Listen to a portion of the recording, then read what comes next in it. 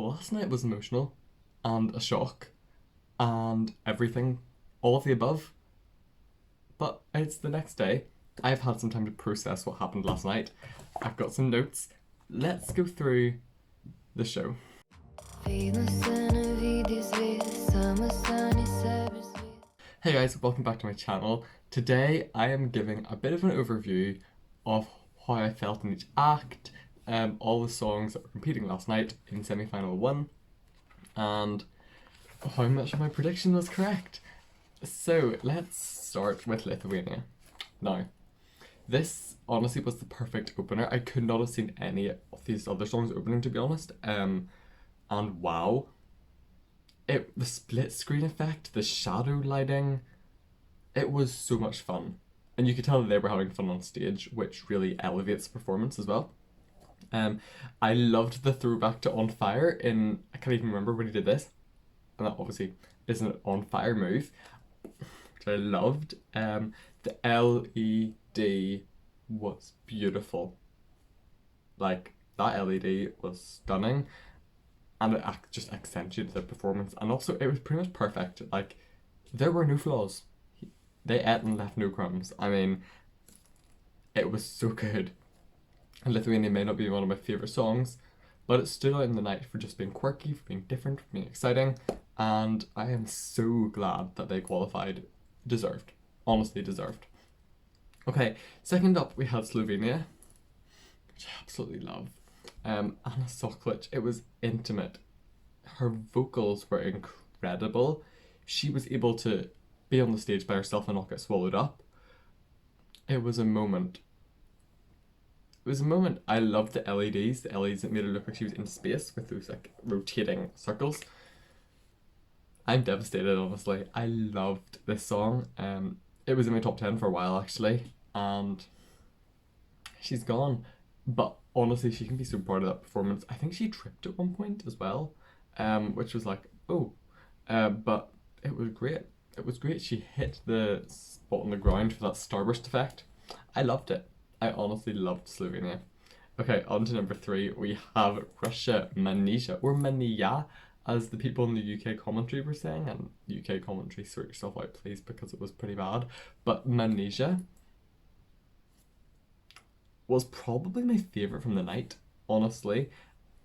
Wow, it was quirky, but at the same time it was intimate, but at the same time it was powerful. It was Manija, being who she wanted to portray on stage, being, standing up for all the Russian women. It was so much fun. The LEDs with all the people singing behind her was incredible. Even just the LEDs in general, be the change you want to see. It was great. The message, incredible. Just, wow. It stands out so much, and she should be so proud of herself. And I cannot wait to see it again in the final because I love it so much. Okay, number 4, we have Sweden. Now, don't get me wrong, I actually love Tusse himself. He's such a nice guy. He deserved to qualify. But do I like the song? Not really. The song, I thought, was Sweden's opportunity to realise that they need to do better. But apparently not. And he qualified, which, I mean, fair enough. He's great. He is great. I just didn't see this song qualifying. But his staging did improve. They fixed some of those awful visual effects from the time before. His vocals were good, and I mean, it was a good performance. It just wasn't as incredible as I wish it could have been, but fair enough. Next up, we have Australia. Incredible.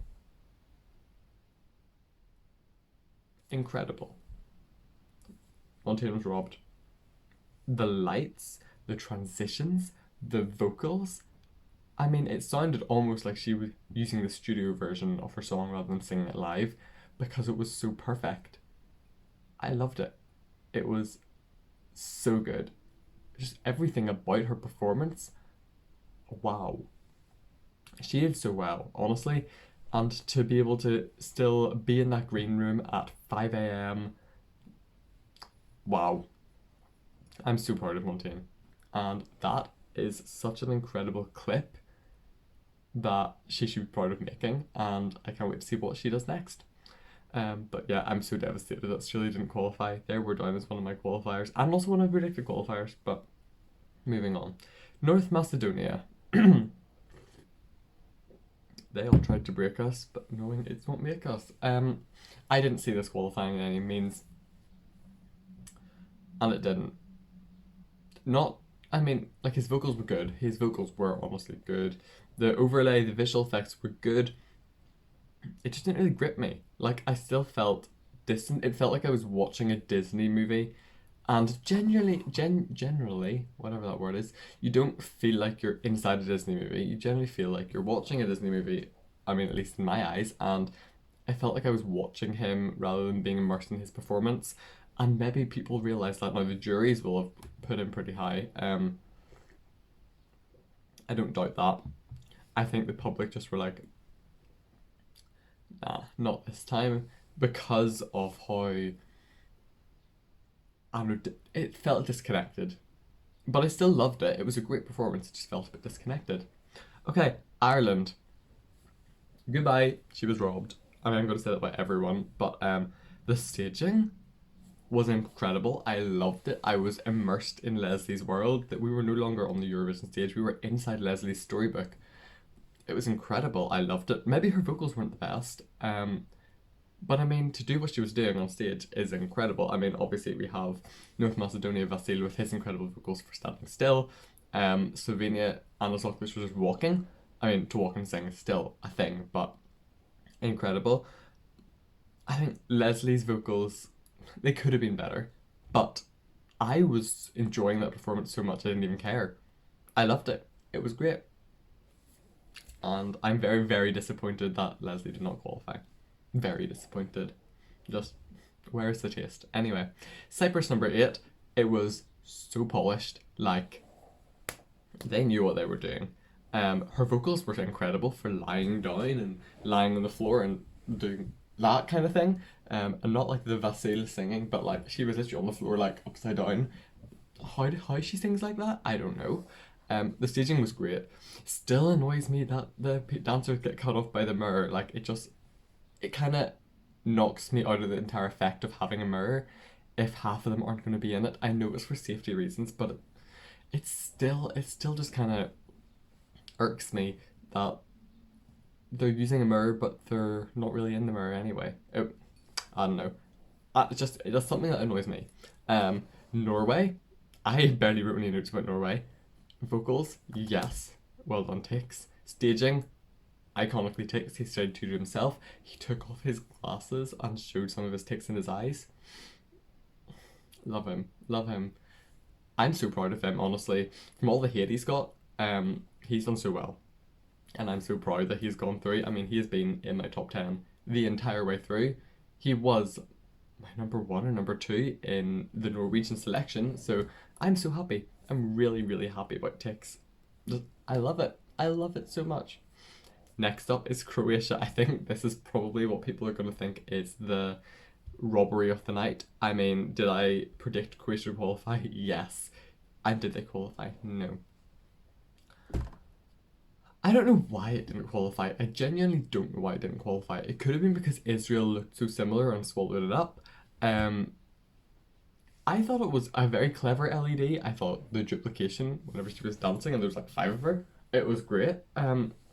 She just didn't get through, and she may just not have impressed the people or the juries enough to get votes.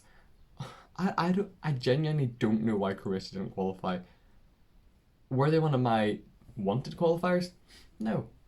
Which is just my taste. Did I predict them? Like, I was certain they were qualifying. It was a shock to me when they didn't qualify, because I was like, yeah, Croatia's going through, there's no question about that. Alas, no. Also, it was weird that they didn't use the stage. They used the little satellite stage on the runway for the entire performance, which I know people in the arena are going to be like, what's going on here? I mean, it was great with the semi-transparent LEDs, but it was still a bit like, what are they doing? But I mean, they were our shock non-qualifier of the day. There had to be one, I guess, so it's Croatia. Okay, Belgium. It was super polished. I still don't like the LED. The LED of Heike's face in the background, I don't know, it doesn't feel right. I mean, Heike's vocals were perfect, and it was very intimate, and it was about their band, but it did feel like I'd been taken out of Eurovision to a Hooverphonic gig, and then I was dropped back in for Israel. It felt like they were doing it as a concert of their own, which is great. They're staying true to themselves, but I wasn't. I wasn't a massive fan of it. I mean, like it was great. Like it was a great performance. I don't know. It was. I mean, I predicted them to qualify, but it was still a shock when they did qualify. I was like, oh, okay. Next up, we have Israel now. Eden killed it live. I was worried about it not qualifying. I did not predict Eden to qualify. I'm so happy she did because I love her. I love Eden and I love that song. And the song was so good. I mean, like her vocals were on point the entire way through. The choreo was great. The semi-transparent screen with the like LED versions of her. Wow. Loved it. Absolutely loved it. I think she did such a good job staging it. It did look like one of the music videos from the selection for her. All of it was incredible. So, it was great. Okay, next up we have Romania. I will cry. I will cry again thinking about this. I loved it. I did love it. Were Roxanne's vocals shaky? Yes. Was she being dragged about the floor and running and walking? Yes. I mean, okay, ambitious staging. It looked great. Visually, impeccable. Audibly, maybe not so. But I'm so proud of her. I'm so proud of her for getting up and doing it. I mean, it would have been so easy for her to say, no, I'm too nervous, I literally cannot do this, and go and completely mess it up on stage. She went and did it the best she's ever done. That was her best performance. And she should be so happy with herself for that. Because I'm so proud of her. Like, I'm honestly proud of her that I loved it. And yet again, Romania was in being in my top 10, not qualifying. I mean, this year Romania was my third. Last year on a Sunday was in my top 10. I'm not qualifying again. What is going on? What is going on? Disappointing. And see when it ended on the stage with For Every Voice That Went Unheard, I'm still getting emotional about that. Like my eyes are tearing up. It's the message is great. I just loved it. And I'm so disappointed that Romania didn't qualify. They were the one country I just really, really, really wanted to go through. But alas, they did not. Okay, next up we have Azerbaijan. I was worried about this not feeling. I don't know.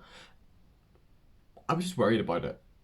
I didn't need to be because it worked. It was weird because it looked like she was getting swallowed up by the stage at some points, but her vocals were great. And see the last 30 seconds in that upbeat section, like the dun dun dun dun dun dun dun dun. I mean, she popped off like wow. Shook, fully shook. It was really good. It was better than I wanted to admit last night because I was so like still shook by Romania. I think Roxanne going before her definitely did her some favors. Because she seemed incredible. And I mean, fair enough. Like she deserves to have gotten through. That was a great performance, and she should be so proud of that. I can't. I was vibing to it. Honestly, was vibing to it. Next up, we have potentially my second favorite act of the night, Ukraine.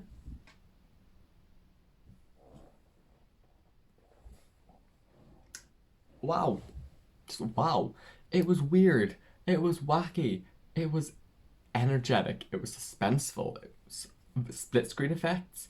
Vocals obviously on point. I mean, Katarina cannot go wrong. She's incredible. Um, everything about the LEDs looked like something out of a sci-fi movie, and that's what they were going for. Loved it. The wee tree landscape on the stage.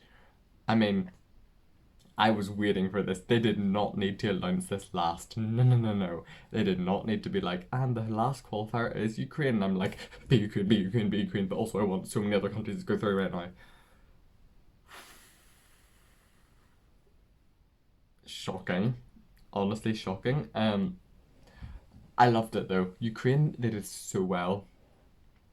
and I'm so happy that they're through. Like, and honestly, whenever Katerina was in the press room, she said if she had to trade places with anyone, she'd trade it with Montaigne. Love it. Love her, love her, love her so much. And finally, Malta. I mean, if anyone's going to win that semi-final, we know who it is. Destiny.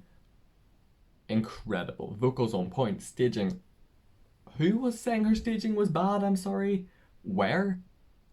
What part of her staging was bad? It was great. It was fun. Destiny was enjoying herself. I mean, that section where she's going, do, do, do, do, she was like, she was loving it. She was loving that moment on stage, and it was exciting. It was powerful, anthemic message. If this wins, I will not be mad. Destiny's my number 4, I think, in my top, and I mean, if this wins, I'm not going to be disappointed because my number 3 is already out.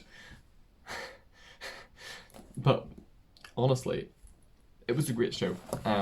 I'm not going to talk about interval acts and stuff like that, mainly because of the BBC we don't get to see all of them, because we have our own interval acts, which are questionable in themselves, but it was a great show. I really enjoyed it, and if you want a maybe more extensive overview of the entire show, you can go and check out the live stream I was on with Noosh, Luke and Oz, and I will link it somewhere. It could be in the description, it could be in the iCard somewhere.